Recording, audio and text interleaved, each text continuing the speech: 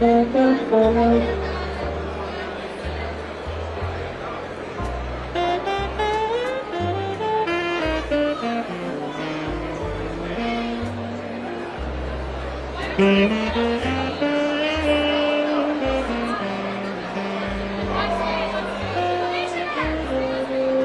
que me voy a colar también.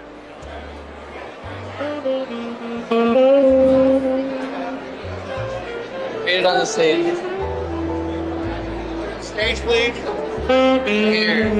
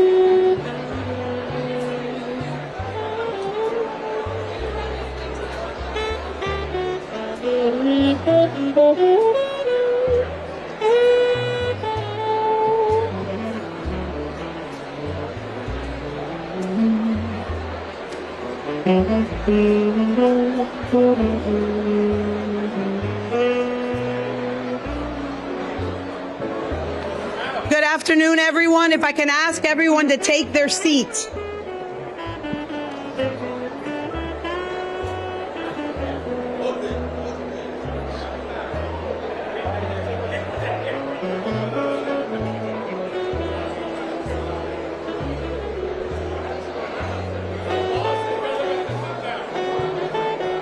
If I can ask everyone to please take their seats.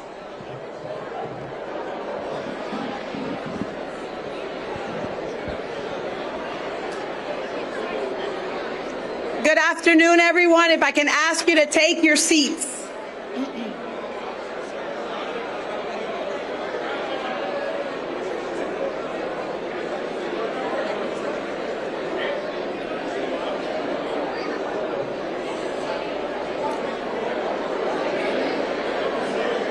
If I can please ask everyone to take their seats.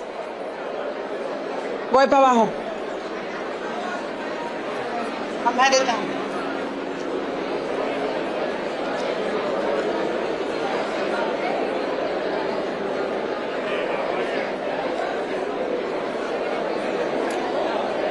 If you have a seat, if I can ask you to please take your seats.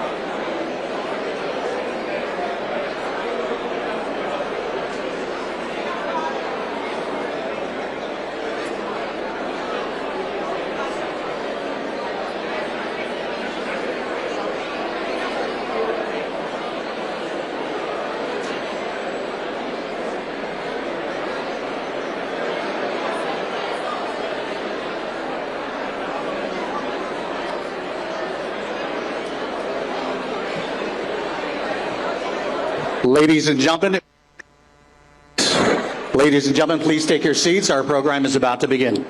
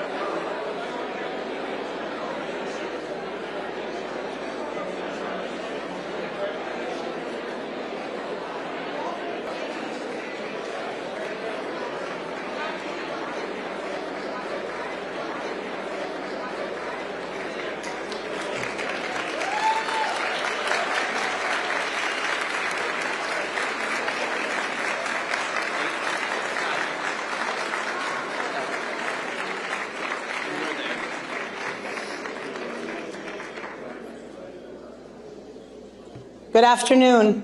I'm Madeline Pumariega, president of Miami-Dade College. Welcome to the Freedom Tower.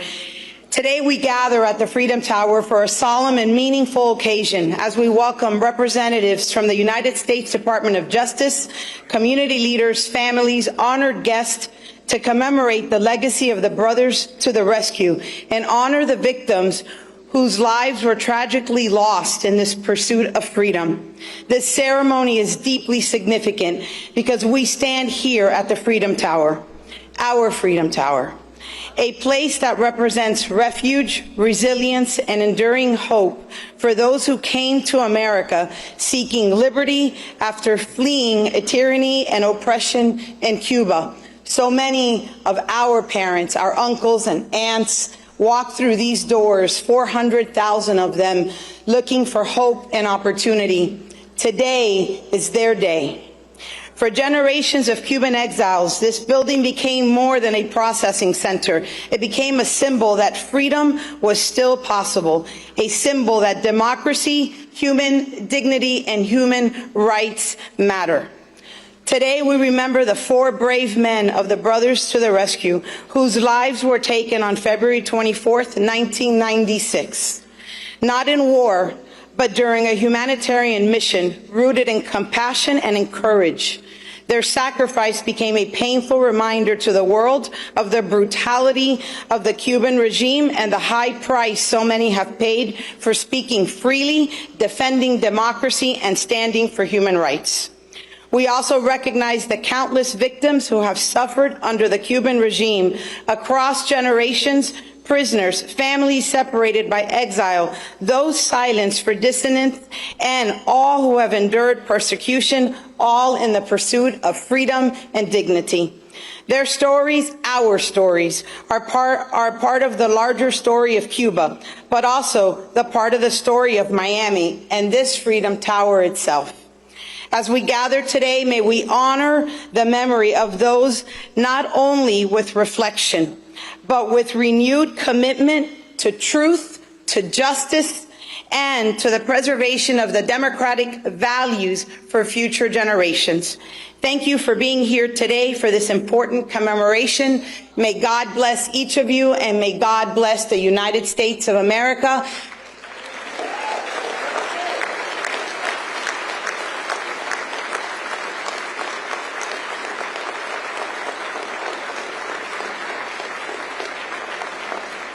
And to our brothers and sisters in Cuba, we hear you. Freedom will come. Cuba will be libre.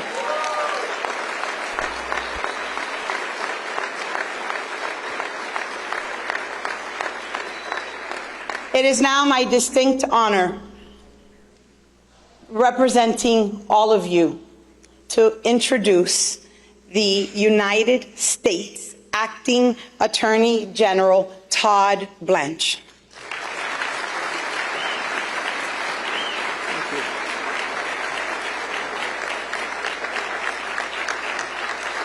Thank you.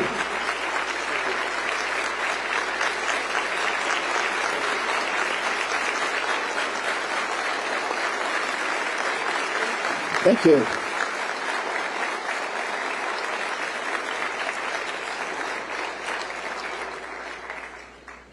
you. Thank you very much. It's great to be here in the great state of Florida. Today, we are announcing an indictment charging Raul Castro and several others with conspiracy to kill U.S. nationals.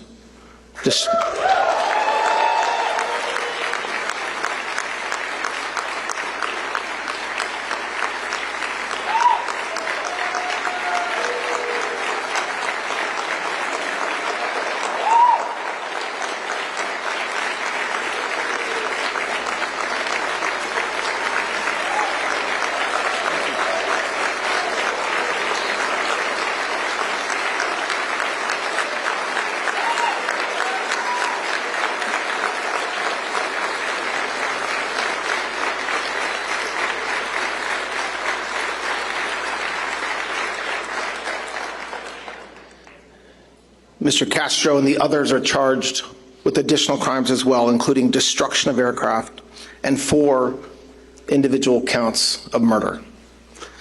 The indictment was returned by a grand jury sitting in this district in Miami on April 23rd, 2026, and was unsealed today. For nearly 30 years, the families of 4 murdered Americans have waited for justice. On February, this is a story all too familiar. On February 24th, 1996, 2 civilian aircraft operated by Brothers to the Rescue were shot down over international waters by military aircraft from Cuba. 4 men were killed: Carlos Costa, Armando Alejandre Jr., Mario de la Peña, and Pablo Morales. They were unarmed civilians and were flying humanitarian missions for the rescue and protection of people fleeing oppression across the Florida Straits. As alleged in the indictment, Raul Castro and 5 co-defendants participated in a conspiracy that ended with Cuban military aircraft firing missiles at those civilian planes and killing 4 Americans. Those are the allegations returned by a federal grand jury. My message today is clear. The United States and President Trump does not and will not forget its citizens.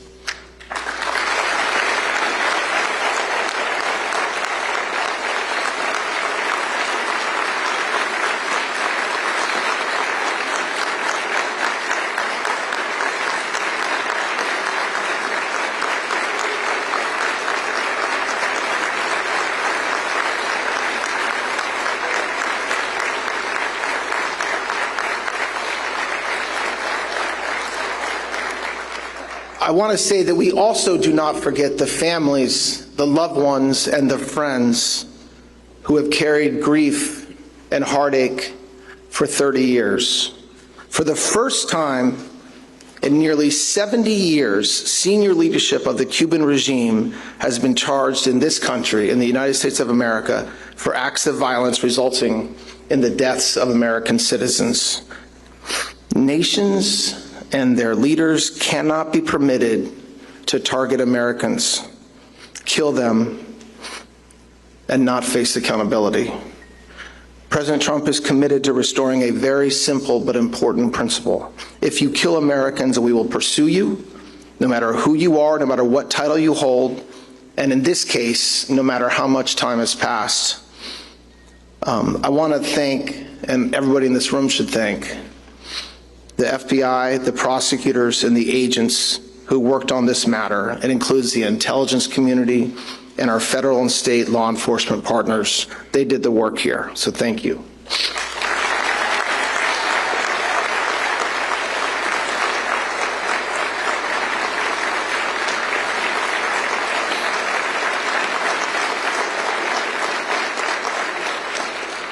There's a reason why myself and the senator and other leadership are here and not in Washington, D.C. to announce this indictment.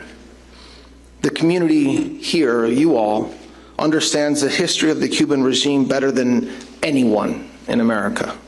Many families here know the cost of oppression. I've heard stories over the past week and past months, every one of them heartbreaking. They know that the pain caused by the regime did not stop at the island's shores. And today's indictment, while it does not bring back the murdered victims, it makes a statement. The United States government has not forgotten these innocent men who were shot out of the sky. And as in every criminal case, the defendants are presumed innocent until proven guilty by a jury of their peers. But today, the Department of Justice has taken an important step and brought this indictment. I'm proud to stand here on this podium with U.S. Attorney Jason Redding Quinones to my right, Chris Rea, Deputy Director of the FBI. You're gonna get to clap. You're gonna get to clap for Jason in 20 seconds. Chris Rea, Deputy Director of the FBI, and James Utheimer, the Attorney General of this great state.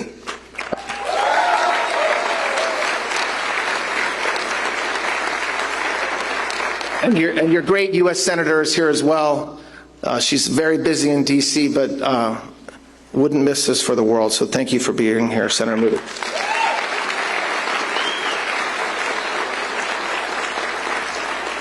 So I want to thank Jason for his leadership down here in Florida. He's doing a great job beyond today, and I'd also ask him to replace me at the podium to say a few words. So thank you, Jason, very much.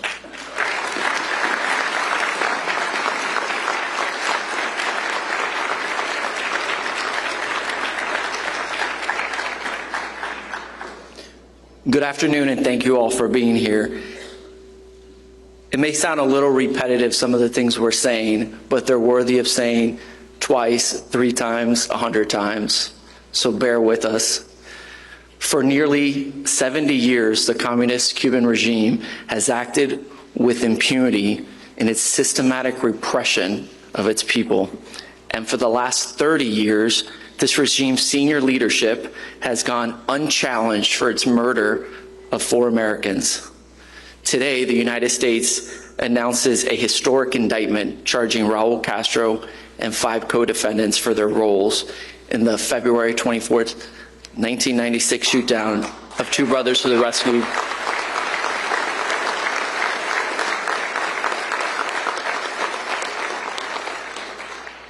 A Miami grand jury has charged these defendants with conspiracy to kill U.S. nationals, destruction of aircraft, and 4 counts of murder.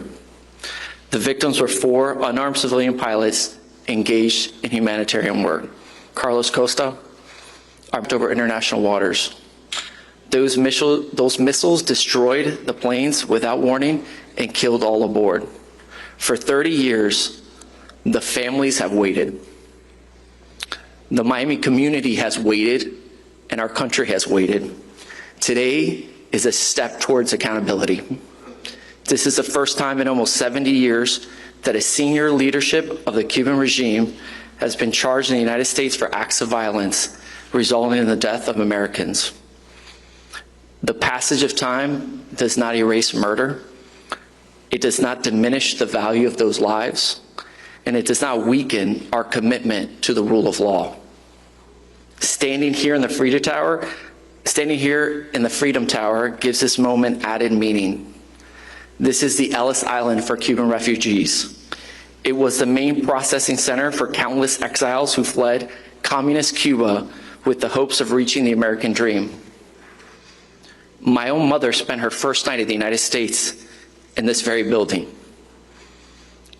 After fleeing brutal communist Cuba, like so many families in Miami, mine understands what it means to arrive here with little more than hope and a chance to rebuild under the protection of American law.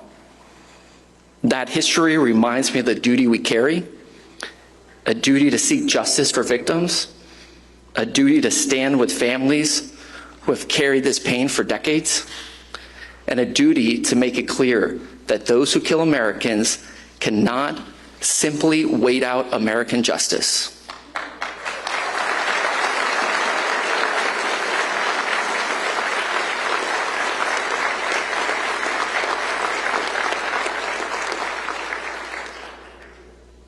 Today's date, May 20th, also carries deep meaning for the Cuban people. It is their 4th of July. It marks Cuba's independence from colonial Spain. It reminds us that the pursuit of freedom, dignity, and accountability spans generations and still lives alive and well in the heart of the Cuban community. Today's indictment is one part of that long effort. When I came into office in August of last year, I made reviving this case a priority. And I want to thank the team that made it happen. My first assistant, U.S. Attorney Yara Lorenzo Kalukas.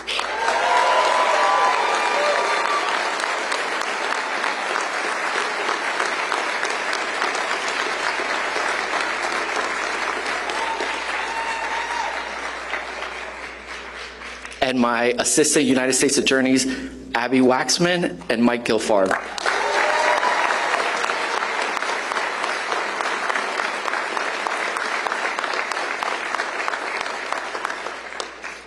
conjunction with FBI Miami's Cuba squad, which we're not going to name or show their faces, for their commitment and drive to seeing this case through. It's incredible work. I also want to thank Mr. Attorney General for his incredible support and steady leadership of the department. And before I conclude, I also want to acknowledge the assistance of Florida Attorney General's office. Attorney General James Upmeyer and his team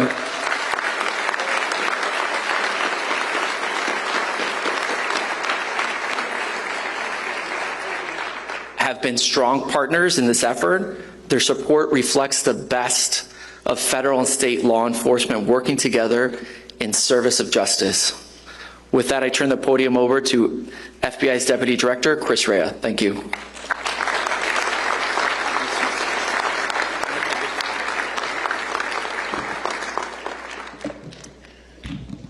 All right, good afternoon, everyone. Before I begin, I specifically want to thank the Attorney General and, of course, the U.S. Attorney here for allowing me to speak to you all today. And I also want to thank you all for giving me the opportunity to showcase the small part that the FBI played. As was stated, today marks a significant moment in a long, long journey for justice. A journey that began 30 years ago with an unprovoked attack on American lives. 4 humanitarians were on a noble mission to help those fleeing oppression. Instead, their lives were violently taken in a reckless act by the Cuban regime. The FBI, the Department of Justice, and countless others never forgot them, and we never stopped hunting for the truth. Today's announcement shows that if it's 5 months, 5 years, 5 decades, we will keep pursuing you, and we'll keep pursuing anyone who intends to harm our citizens, and they will face American justice. I'd like to thank our dedicated special agents, our dedicated prosecutors, our dedicated intelligence analysts, and our dedicated professional staff, as well as our counterintelligence program, for never giving up. Enormous credit is due to the many teams across the 16 different FBI cases regarding this matter. The teams who have worked to hold members of the Cuban government's WASP network accountable. Our people have systematically and relentlessly searched for evidence, conducted countless interviews, and pieced together critical intelligence for nearly 3 decades. They turned dead ends into fresh leads. And over the years, that hard work has paid off with convictions of multiple operatives for activities related to that vicious shoot-down. The charges we announced today are only the latest milestone on that road to justice, a road paved with persistence, partnership, and extreme resolve. To anyone who spies on our country or harms our citizens, know this: the FBI, the Department of Justice, has a long memory. We will come after you, and we will find you.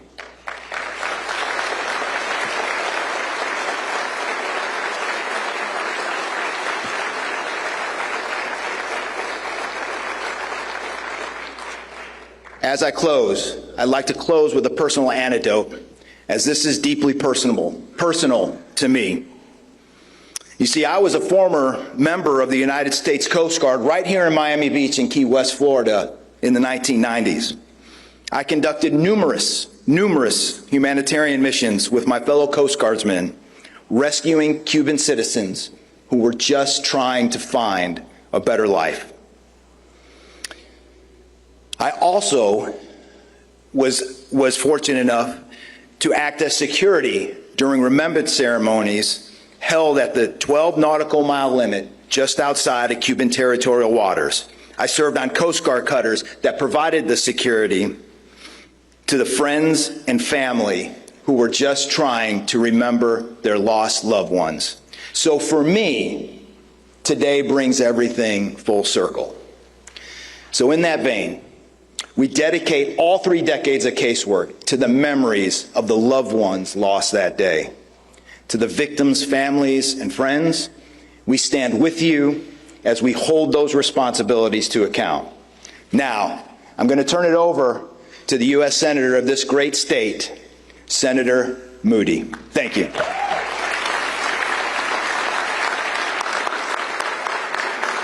What a day. What a day. 3 months ago, I joined you on the anniversary to mark the killing of Carlos, Armando, Mario, Pablo, and I said it was not a cold case. It was never a cold case. It was never a whodunit. We always knew who was responsible for the killing of those young men.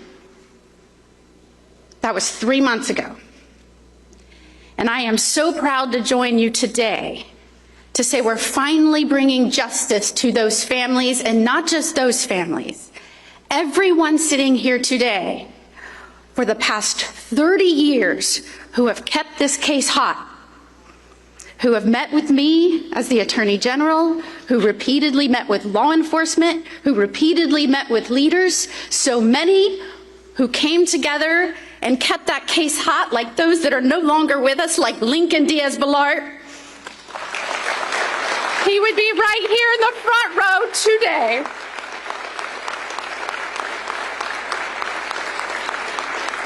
They kept it hot. And just 3 months later, we are standing here on this important day when Cuba became a free state, a free people, to say we are living up to bringing accountability to the Castros and the regime that stole that independence. That's what we're doing today. It's an honor to be here today with our acting Attorney General, Todd Blanche, as the indictment is unsealed against others, but particularly against Raul Castro for his role in the Brothers to the Rescue murders.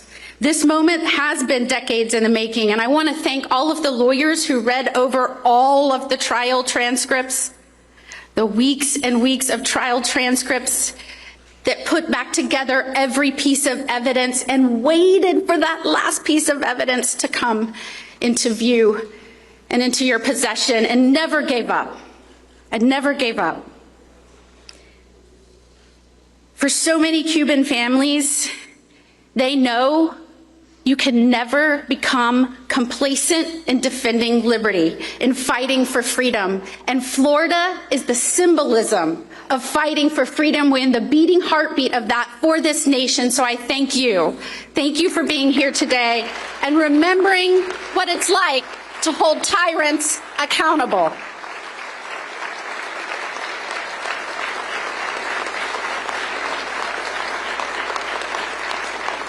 And it is why I applaud the Department of Justice for bringing these charges.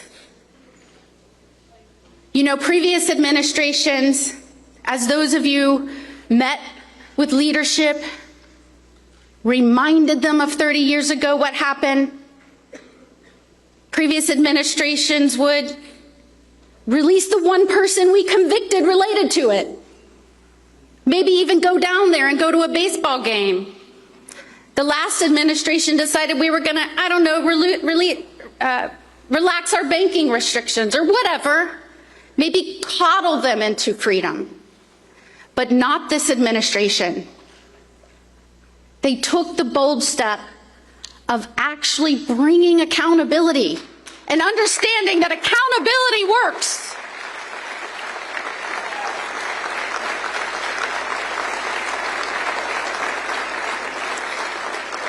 So we thank President Trump for recognizing that, for being brave and bringing justice for these 4 men, for their families, and indeed for freedom. And I want to tell you, when Governor DeSantis appointed me to be your newest United States Senator, he did so and said, I want you to take everything you know about this state, every person you've met with, everything you've learned, every battle you've fought to make Florida what it is. Take that to Washington and let's get things done. And I am so proud to be here today to say we got things done.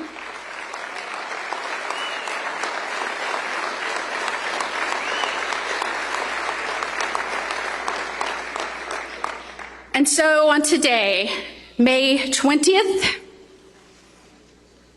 on the day that Cuba became a free and independent state, I would like to end my visit with you by reading the following. And it is a penalty sheet in the Southern District of Florida, United States District Court, advising that Raul Castro will face count 1, conspiracy to kill U.S. nationals, facing a maximum term of imprisonment of life imprisonment.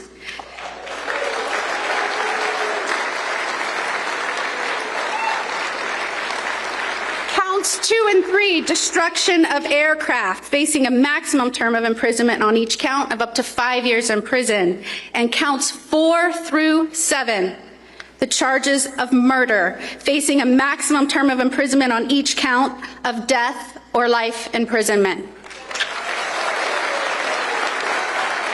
God bless you. God bless this great free state of Florida and our United States of America.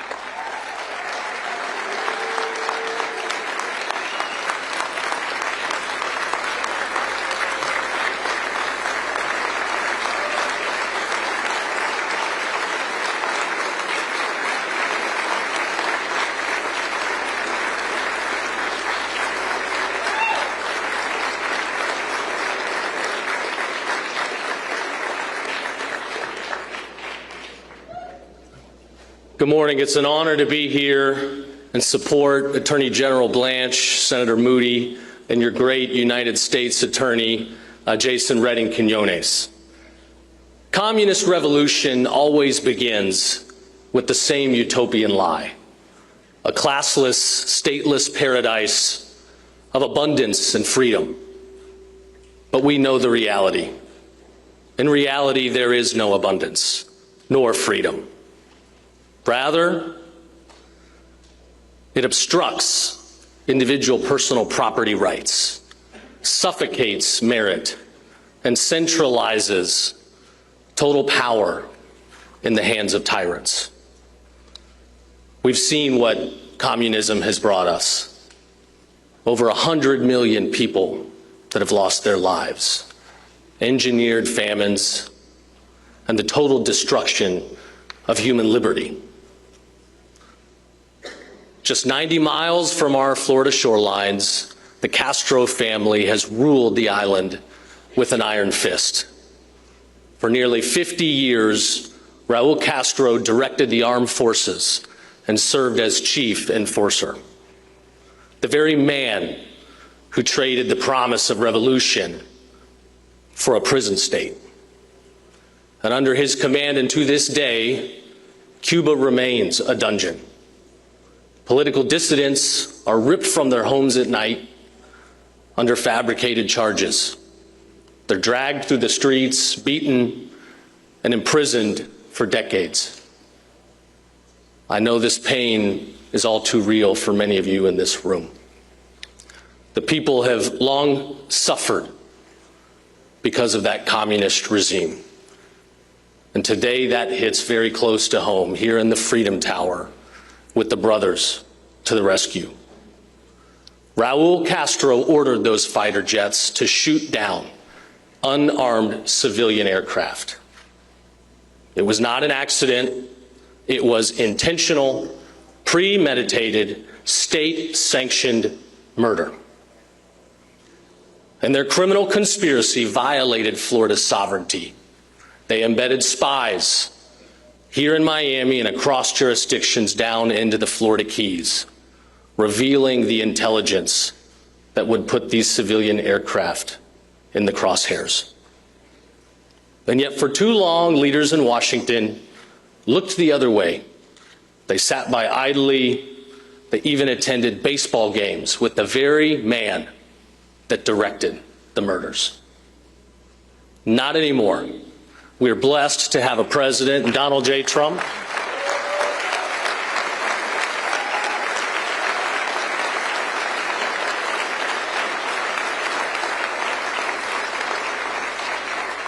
We are blessed to have a president in Donald J. Trump who will not bend the knee for communist tyrants.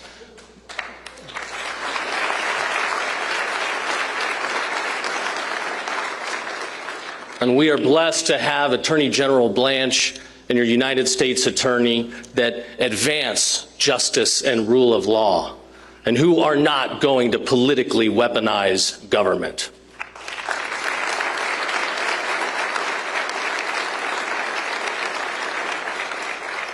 It's an honor to support them in this endeavor. Last year, right after I took office, I directed our prosecutors to reopen the investigation into the Castros and these murders. Working hand in hand with the U.S. Attorney and supporting his team, we are today one step closer to advancing justice.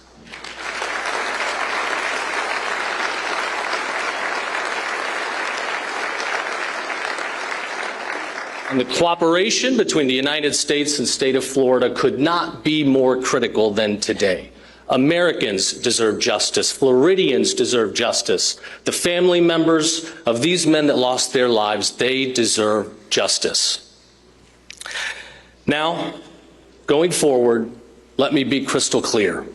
There can be no future for a free Cuba so long as the Castros and their criminal gang of thugs remain in power.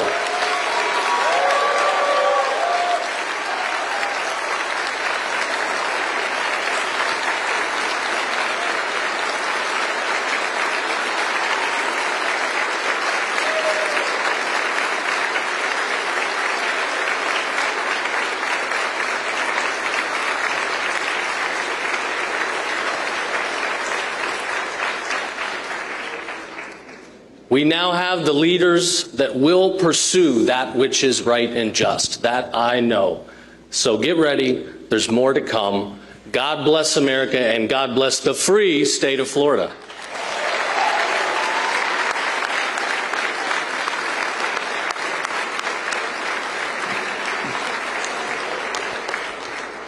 So we're going to just take a couple questions, although the questions should be directed to the reason why we're here today and not something else. So are there other reporters? And Pierre.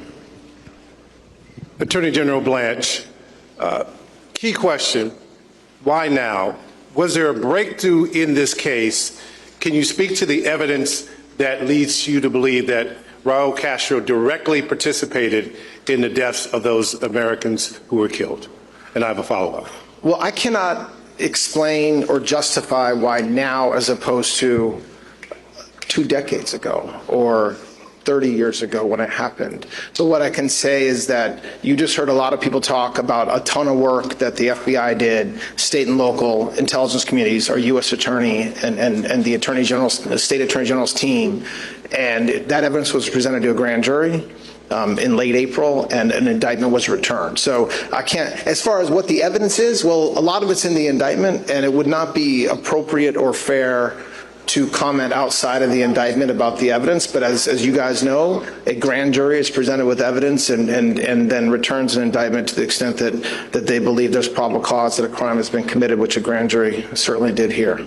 And quick follow-up, what are the prospects that you could get Raul Castro to the United States to face justice, given the situation there, and what steps are the U.S. willing to take to get him back here? Well, we indict men outside of this country all the time, and there's all kinds of different ways that we get them here. The reason why we indict somebody is because we want them here to face justice in front of a jury of their peers. So.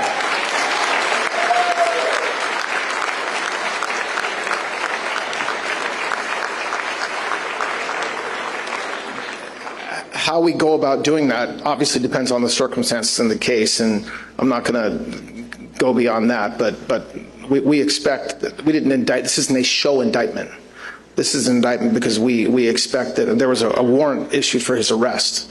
So we expect that he will show up here by his own will or by another way and go to prison. Next question. Yep, go ahead. Are any others in the Castro family potentially tied up in this? Could there be other charges from members in the Castro family from the Castro regime? Well, as you just heard, this is an indictment in some ways 30 years in the making. There is not a prosecutor in this room or an FBI agent in this room that ever stops investigating. So whether there will be additional charges, whether there are additional defendants charged, who knows? But an investigation like this is never over. And so I assure you the men and women who have been working tirelessly on this case for the past several months, years, are not just going to retire. So you just point to somebody. Good afternoon.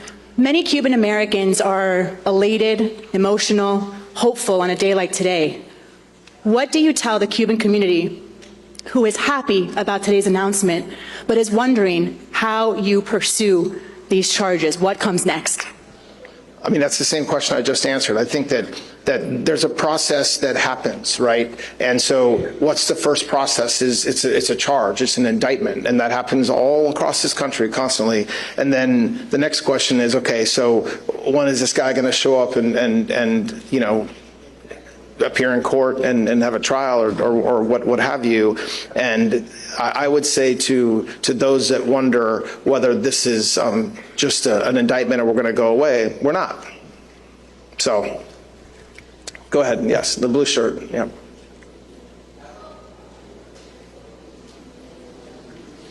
I'll go to the middle next.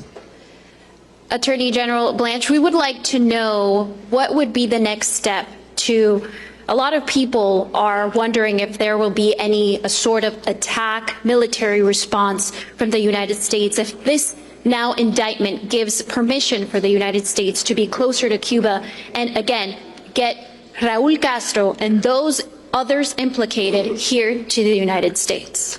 So I'm the acting Attorney General of the Department of Justice. We bring charges. So the question you asked is a question that involves the Department, the President of the United States, the Secretary of War, the Secretary of State, and doesn't involve the acting Attorney General. So what I can tell you is that this is this indictment, as we've said a bunch of times today, is a result of a lot of hard work and what we believe is an important step in bringing some semblance of justice to the families and friends and loved ones of these men who were murdered. But beyond that, I'm not going to talk about what could happen with Cuba beyond that. Yes, go ahead. Attorney General Gloria Ordaz from Telemundo 51. Thank you for this opportunity.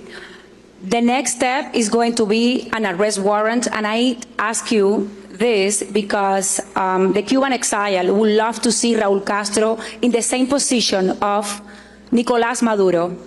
And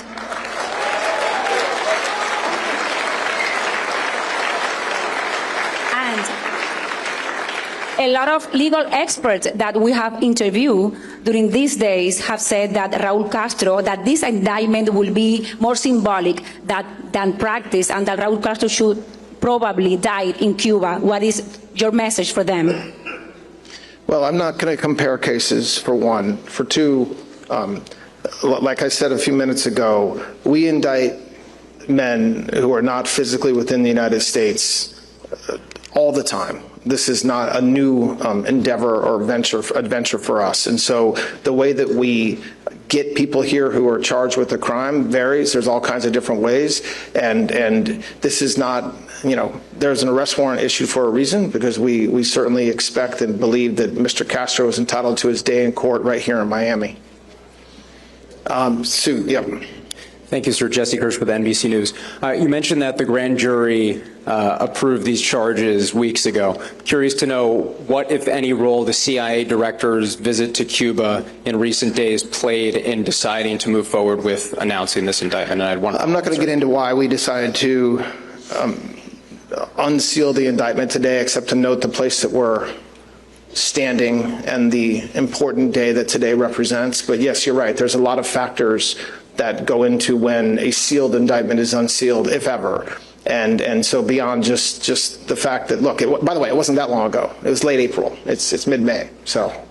Thank you. One other question. If people look at this and say this is at least partially just a pretext to push for regime change in Cuba, what would you say to people who take that perspective? I don't care what people look at and think. I mean, we returned an indictment, and that's what we're here to talk about. If people want to speculate or think what they will, I don't care. Okay, one more question.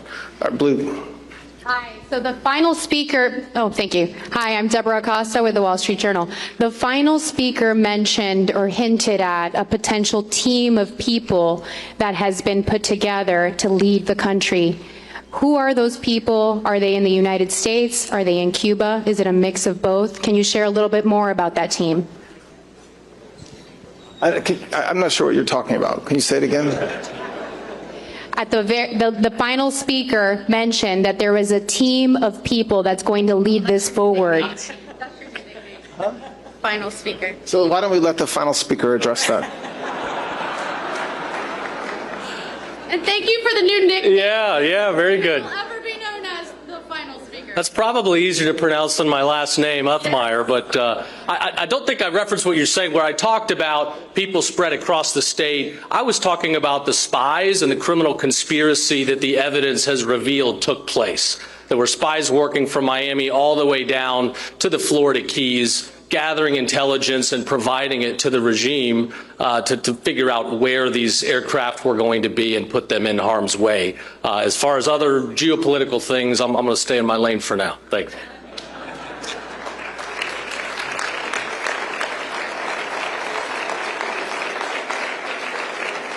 Thank you, everyone. This concludes the press conference on behalf of Miami-Dade College and the Freedom Tower. Thank you so much for being here, and you may go upstairs to an exhibit, Libertad.